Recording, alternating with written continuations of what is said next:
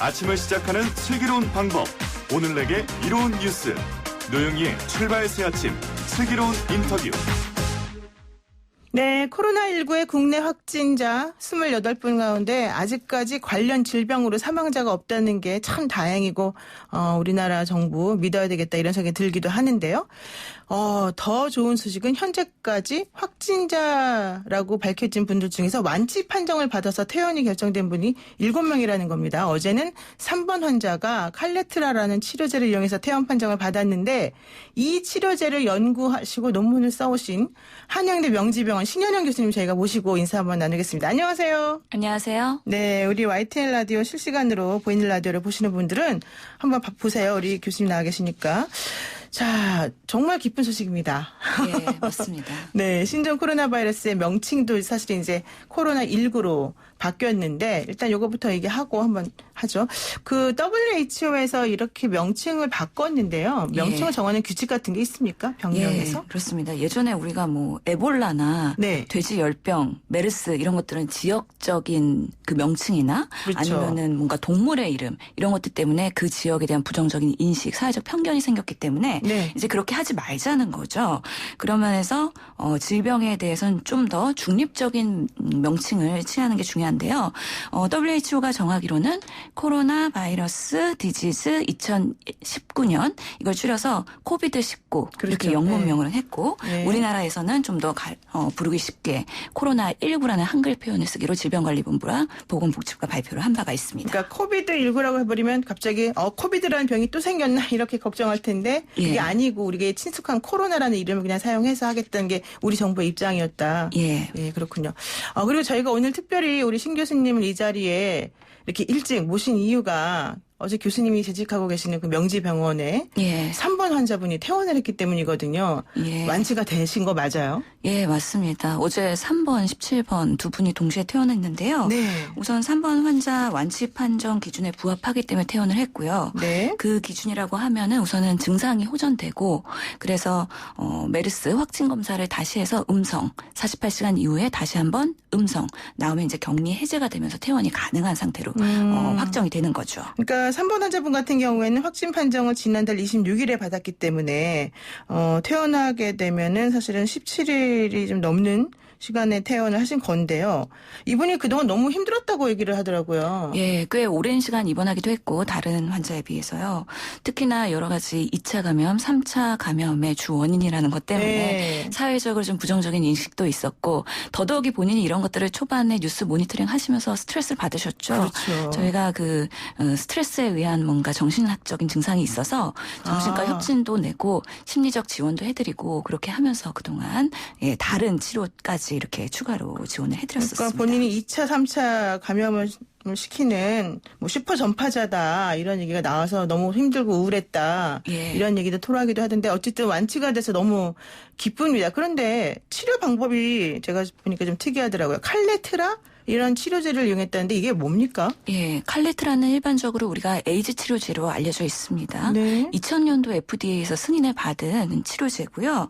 이게 두 가지 성분이 합쳐져 있습니다. 로피나비비어랑 리토나비비어 이렇게 두 가지 성분이 포함되어 있는 건데 네. 보통은 기전을 간단하게만 말씀드리면 로피나비어 같은 경우에는 이 HIV도 바이러스이기 때문에 그렇죠. 자가 증식하면서 우리 내 면역 세계를 무너뜨리는 그런 기전을 갖고 있는데요. 네. 이렇게 자가 증식에 필요한 효소를 막음으로 인해서 스스로 복제하는 능력을 차단하는 거고요. 네. 또 리토나비어라는 거는 이 다른 성분이 로피나비어의 그 혈중의 대사 농도를 유지하게 하는 기능을 하고 있습니다.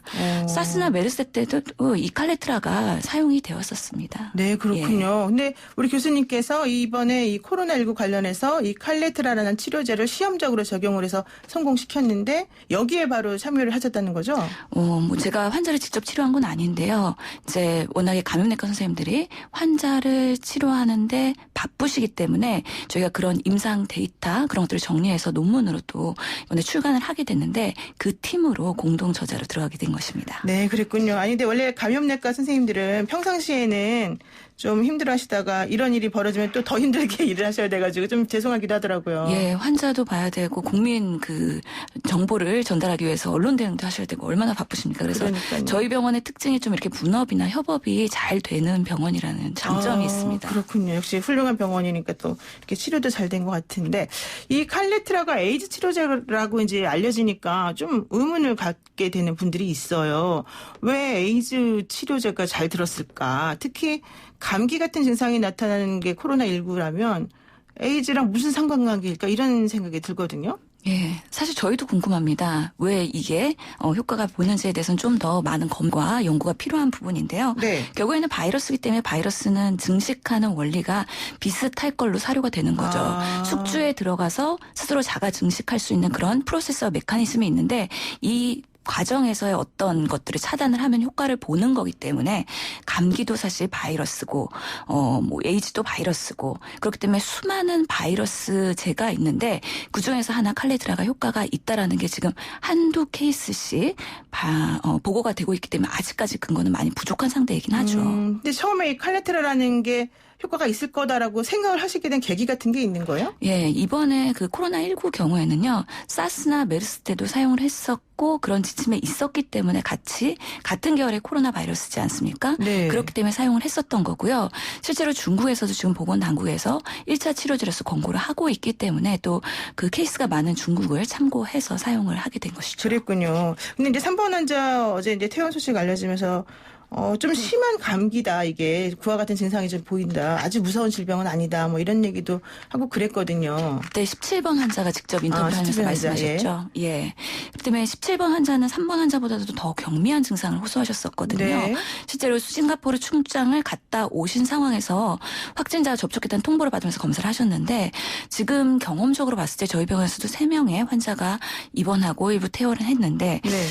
자연스럽게 바이러스가 우리 체내에 들어와서 약한 증상을 내고 스스로 치유되는 분들도 있을 것 같다라는 지금 생각은 들고 있습니다. 아, 스스로 치유되는 분들, 뭐 예. 면역력이 강한 분들 이런 그렇죠. 분들일까요? 젊고 특히 기저질환이 없는 분들은 특히나 28번 환자의 경우에도 뭐 잠복기 논란이 있긴 했는데 네. 이런 분들도 스스로 자가 치유되고 있는 상황에서 확진이 된 게 아닌가. 그래서 더더욱이 증상이 없는 게 아닌가 판단이 되고 있습니다. 그러면 이제 이런 그 뭐 3번 환자, 17번 환자의 퇴원, 그리고 이분들에게 쓰여진 치료제 이런 것들은 의학적으로는 어떤 의미를 갖는 겁니까? 그런 것들이. 예, 아마 지금 새로운 그 코로나19에 대한 치료제를 개발하는 데까지는 상당한 시간이 걸릴 겁니다. 그렇죠. 그때까지의 대안이 있어야 되는데요. 그렇기 때문에 지금 중앙 임상 TF라는 곳에서도 여러 코로나19의 환자 사례를 공유하면서 표준 치료제를 가이드라인을 만들겠다고 얘기하는데 네. 그 중에서 칼레트라 그리고 뭐 말라리아 치료제로 있는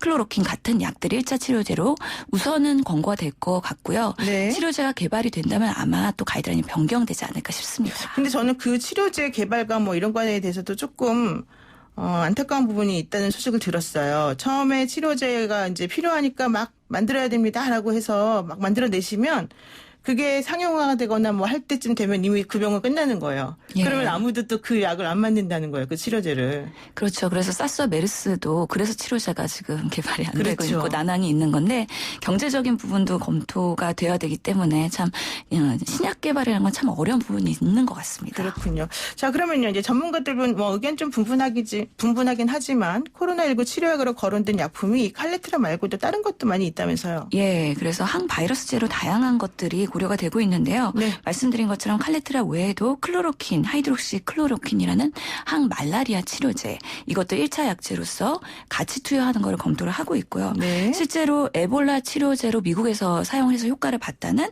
렘데시비르라는 약도 있는데 네. 이거는 우리나라 국내에 유통하기는 좀 어려운 상황이기 때문에 직접 한국인 환자를 적용하기는 어려울 걸로 보고요. 물량이 좀 없어 그런 건가요? 예, 네. 간염 환자 치료제로 사용됐던 인터페론이나 리바비린 같은 것들이 있습니다. 근데 이거는 실제로 실제로 부작용이 크기 때문에 1차 치료제로서 권고되지는 않을 것 같고요. 네. 또 기존의 보고들을 보면 독감 치료제인 우리 타미플루를 알고 있죠. 네, 그렇죠. 오스타미비어나 페라미비어 이런 약들도 동시 투여하는 게 도움이 되더라는 보고도 있기 때문에 검토 대상에 올라와 있을 겁니다. 그럼 이번에 이제 이렇게 칼레트라라는 약을 써서 치료제를 써서 좋은 결과를 얻었기 때문에 해외에서도 이 결과에 대해서 상당히 좀 관심들을 가질 것 같아요. 어떻게 봐요? 예, 지금 계속해서 이 코로나19에 대한 새로운 논문들과 그런 임상 증례 보고가 올라오고 있는데요.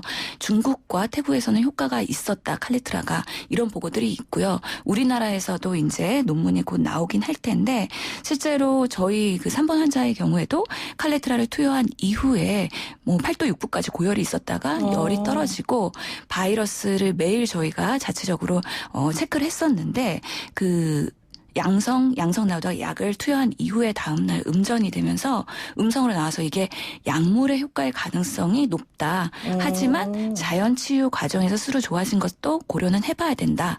그렇기 때문에 하나의 연구로서의 한 케이스의 그런 의학적 가치를 조금 제공했다라는 면에서 의미는 있는 것 같습니다. 그러니까 치료제를 한번 사용했는데 그 다음날 곧바로 음성 반응, 음전이 나왔기 때문에 효과는 있을 것으로 보는데 좀 더 정밀한 검사가 있어야지 확신적으로 말씀하실 수 있다는 거죠? 예, 실제로 이런 약물 효과를 보려면은 투여한 군과 투여하지 않은 군에서 얼마나 차이가 있는지 그런 잘 디자인된 연구가 필요하기 때문에 이렇게 검증하는 데는 꽤 많은 시간과 비용이 든다고 말씀드리겠습니다. 네. 근데 좀 전에 이제 말씀하신 것 중에 하나가 바로 스스로 좀 해결되는 분도 있는 것 같다 말씀하셨잖아요. 이게 격리 해제되거나 완치 판정 받은 분들이 그렇게 건강한 사람으로서 자기 면역만으로도 치유가 되는 분이 있다 이런 얘기를 들었거든요. 예, 그러니까 이런 코로나19도 결국에는 감기 코로나 바이러스의 일종이기 때문에 일부에서는 그냥 쉽게 나도 모르게 스쳐 지나갈 수도 있을 것 같다라는 가능성을 제시한 거라고 보시면 되겠습니다. 그래서 그 11번 환자분 같은 경우가 뭐 해열제만 복용했는데 회복이 되더라 이런 얘기를 들었는데 그럼 해열제도 치료제라고 볼 수 있는 거예요? 해열제는 치료제라고 볼 수는 없고요. 특히 열을 떨어뜨리는 증상 완화제라고 보시면 될 것 같습니다. 우리가 감기 치료도요.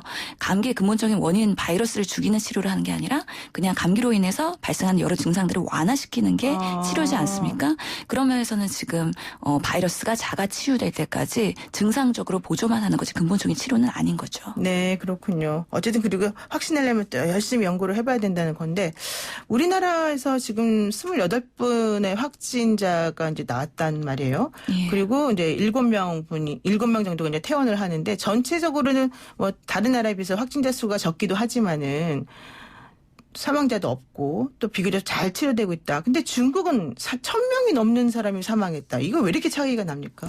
확실히 우리나라가 의료 수준이 뛰어나다는 거에 하나 또 반증이기도 하고요. 네. 중국은 초기 대응이 많이 늦었죠. 이게 초기에 조기 발견해서 중증으로 가기 전에 의료적인 지원을 해주고 면역력 강화를 위해서 도움을 줘야 되는데 그런 것들에 실패를 한 거고 그러면서 접촉자 수 확연하게 차이가 있었고 더더욱이 병이 진행되면 우리 체내에 그런 환자들은 바이러스의 양이 놀랍도록 많이 증가합니다. 그렇기 때문에 그런 환자들이 품고 다니는 접촉과 조기에 발견하는 경증 환자들이 품어 다니는 바이러스의 양은 확연하게 차이가 있을 수 있기 때문에 감염력이나 전파력에 중국과 한국의 차이가 확연하게 있었던 것으로 생각이 됩니다. 이 신종 코로나 바이러스가 처음에 나오게 된 게 박쥐 때문이다 뭐 이런 얘기도 있는데 중국이 또 박쥐를 행운의 동물로 알기 때문에 이런 일을 키웠다 뭐 이런 얘기도 나오더라고요. 뭐 정확하지는 않지만. 그렇죠. 야생동물과의 그런 정상적인 접근은 좀 차단하는 게 맞을 것 같습니다. 네. 어쨌든 하루빨리 코로나19 치료제가 개발이 돼서 확진자 여러분 모두 쾌유하길 바라고요. 이분들 돌아가신다고 해서 뭐 지역사회에 확산시키거나 이런 거 절대 아니니까 걱정 안 하시면 되겠습니다. 예, 고맙습니다. 오늘 말씀 여기까지 듣겠습니다. 고맙습니다. 감사합니다. 네, 지금까지 한양대 명지병원의 신현영 교수님이었습니다.